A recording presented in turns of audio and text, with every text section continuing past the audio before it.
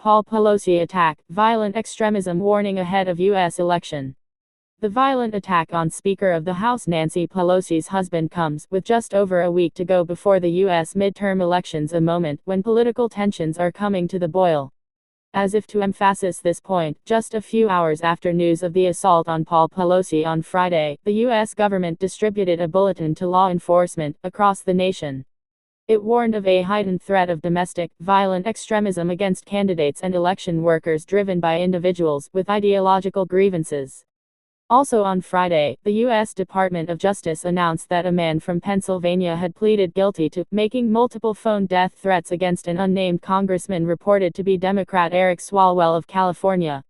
The threats included telling a staff member in the congressman's Washington office that he was going to come to the U.S. Capitol with a firearm.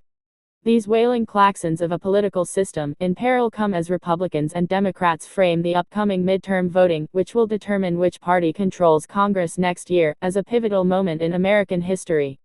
Republicans warn this is the last chance to put a check on Democrat Joe Biden's presidency.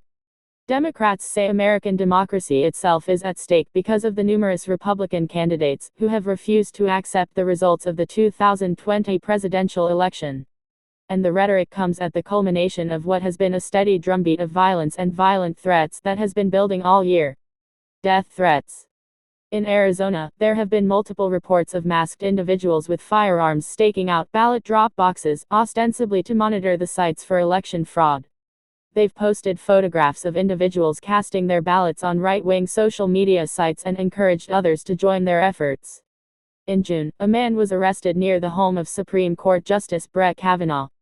He had traveled to the Washington suburb from California and called police after he arrived to tell them he had a firearm and intended to kill the conservative justice. The following month, Republican candidate for governor, Lee Zeldin, was attacked while on stage during a campaign rally. Congresswoman Pramila Jayapal, a liberal leader in the Democratic Party, was threatened by a man with a handgun outside her Seattle home. He was subsequently charged with felony stalking. Republican Congresswoman Marjorie Taylor Greene has had police respond to her home 6 times based on anonymous hoax calls. The practice, called swatting, is used to try to provoke a confrontation between the target and law enforcement.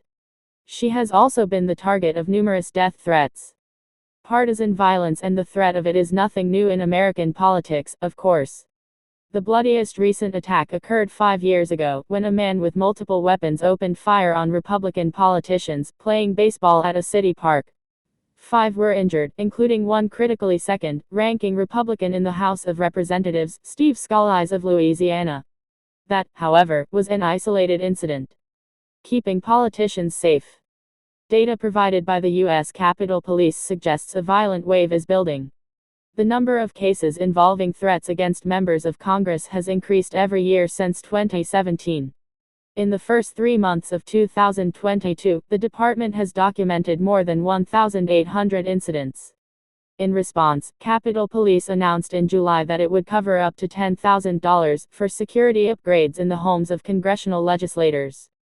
There are 435 members of Congress, however. They regularly travel to and from their homes around Washington and from the nation's capital to their homes across the nation. A motivated individual fixated on violence will be able to find a way to strike against a targeted politician or their family.